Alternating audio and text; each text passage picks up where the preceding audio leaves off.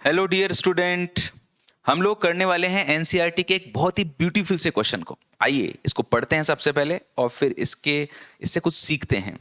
Figure 3.34 shows a potentiometer circuit for comparison of two resistances। दो resistances की value को compare करने के लिए हम लोगों ने एक सर्किट बनाया है। The balance point with the standard resistor R बराबर 10 ओम। ये जो आर की वैल्यू अगर मैं 10 ओम लेता हूं तो मेरे को बैलेंसिंग लेंथ 58.3 सेंटीमीटर मिलती है। और जब मैं एक अननोन रेजिस्टेंस एक्स लेता हूं जिसकी वैल्यू मेरे को नहीं पता है तो इसके लिए बैलेंसिंग लेंथ 68.5 सेंटीमीटर मिलती है। Determine the value of x, तो आपको एक्स की वैल्यू बतानी है। ठीक है, तो जरा देखें कैसे करते हैं। बच्चों एक बात तो आप लोग जानते ही हैं कि कभी भी हम लोग पोटेंशियोमीटर की जब बात करते हैं तो ये कंसेप्ट हमारे माइंड में बार बार दौड़ना चाहिए। ये पोटेंशियोमीटर है और अगर मैं यहाँ पे एक सेल लगाता हूँ या मैं कुछ भी लगाता हूँ, चलो मैं सेल की बजाय मैंने कुछ भी लगा दिया, ये मैजिकल बॉक्स लगा दिया है ना, और यहाँ पे गैल्वेनोमीटर है और मैं इसकी यहाँ पर बैलेंसिंग कर रहा हूँ। ये balancing length L I, L length पे गैल्वेनोमीटर का डिफ्लेक्शन 0 आया। तो यहाँ से यहाँ तक जो पोटेंशियल ड्रॉप है, इस पॉइंट को ए और इस पॉइंट को पी बोला जाए, तो ए से लेकर पी तक जो पोटेंशियल ड्रॉप है वो यहाँ पर जो पोटेंशियल ड्रॉप है, यहाँ पे कुछ भी लगाया है, उसके पोटेंशियल डिफरेंस के बराबर है ना। इस मैजिकल बॉक्स में जो भी है उसके पोटेंशियल डिफरेंस के बराबर है। जैसे अगर मैं यहाँ पे एक सेल लगा देता हूँ तो वी ए पी बराबर इस सेल के ई एम एफ के बराबर हो जाएगा और वी ए पी बराबर हो जाएगा एक्स इंटू एल। अगर मैं यहाँ पे कोई रेजिस्टेंस लगा देता हूँ और इस रेजिस्टेंस में किसी तरह से करंट बहाता हूँ तो इस रेजिस्टेंस के अक्रॉस पोटेंशियल डिफरेंस कितना है, आई आर। वो आई आर यहाँ पे बैलेंस हो रहा है एल लेंथ पे, तो आई आर बराबर क्या लिख दिया मैंने, एक्सएल। ओके, ऐसे मैं आगे बढ़ता हूँ। अब जैसे मैंने जब यहाँ पर की लगाई, ओके, मैंने जब यहाँ पे की लगाई तो मेरा ये वाला आर इफेक्टिव हो जाएगा। यहाँ से करंट निकलेगी इस बैटरी में से, ये ओपन है, इसमें करंट नहीं जाएगी, जो भी करंट जाएगी वो इस आर में जाएगी और ऐसे जाके करंट यूं आ जाएगी। तो ये जो गैल्वेनोमीटर है, अगर इसमें डिफ्लेक्शन 0 आ रहा है, बैलेंसिंग आ रही है मेरे को अगर 58.3 सेंटीमीटर पर, उसका मतलब है कि इस 10 ओम के अक्रॉस जो पोटेंशियल डिफरेंस है जो आई इंटू आर होगा वो यहाँ पर बैलेंस हो रहा है। तो ये बराबर होता है एक्स इंटू लेंथ, तो मान लीजिए इसको मैंने L1 बोल दिया।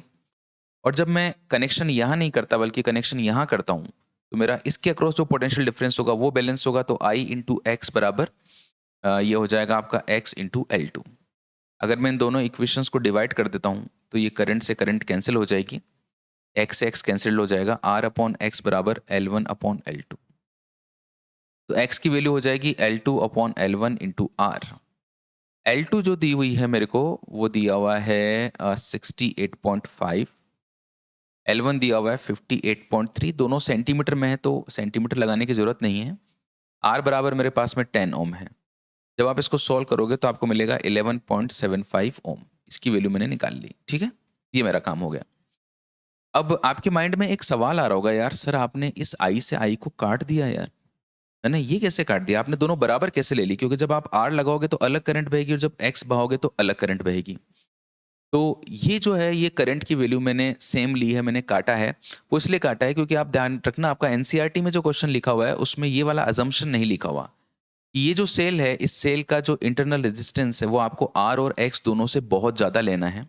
ये बात उसमें मेंशन नहीं है, ये आप मेंशन कर लेना। इस मेंशन करने का फायदा आपको ये होगा कि जब आर की वैल्यू, स्मॉल आर की वैल्यू, सेल का जो इंटरनल रेजिस्टेंस है वो जब वो आर और एक्स से ज़्यादा होगा तो सर्किट में बहुत कम करंट बहेगी और बहुत ही कम और बहुत ही small and a constant current flow होगा। ठीक है ना, तो इसलिए फिर दोनों की वैल्यू हम लोग यहाँ पे कैंसिल कर सकते हैं।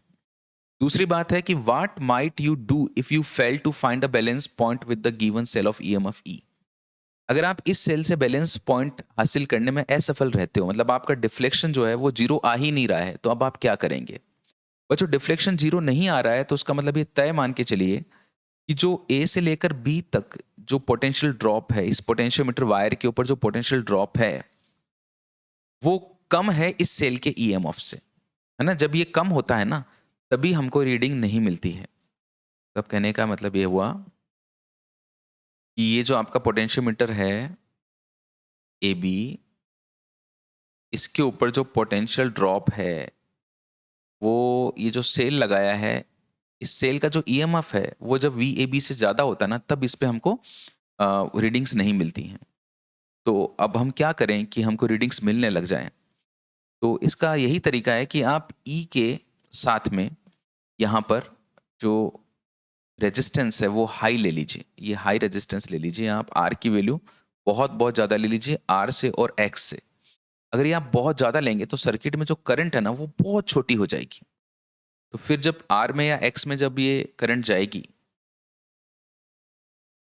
स्मॉल करंट है ना, छोटी करंट, स्मॉल करंट, तो जो पोटेंशियल डिफरेंस है आई इंटू आर, ये जो पोटेंशियल डिफरेंस है आई इंटू आर, ये पोटेंशियल डिफरेंस हमको वी ए बी से कम मिलने लग जाएगा। देखो जब तक ये आई इंटू आर ज़्यादा मिलेगा वी ए बी से, या आई इंटू एक्स ज़्यादा मिलेगा वी ए बी से, तब तक ये बैलेंसिंग पॉइंट नहीं मिलेगा। ये पूरा सिस्टम जो है वो पोटेंशियोमीटर की तरह बिहेव नहीं करेगा, मतलब जो इसका उद्देश्य है पोटेंशियोमीटर का वो पूरा नहीं होगा। इसको हमको कम करना पड़ेगा। इसको डिक्रीज करने के लिए करंट को डिक्रीज करना पड़ेगा, और करंट को डिक्रीज करने के लिए मेरे को इसके साथ में सीरीज में एक हाई रेजिस्टेंस लगाना होगा। ओके, आई थिंक आपको ये चीज़ क्लियर हुई होगी। फिर भी इसके बारे में और सोचना, ये बहुत ही प्यारा सवाल है और ये आपके बहुत सारे कंसेप्ट को क्लियर करेगा। एपीजी की दुनिया के साथ में जुड़े रहिए और लूटते रहिए फिजिक्स का मजा, कंटिन्यूटी। ओके, नेक्स्ट वीडियो जरूर देखना इसके आगे वाले क्वेश्चन का, वो भी अच्छा सवाल है।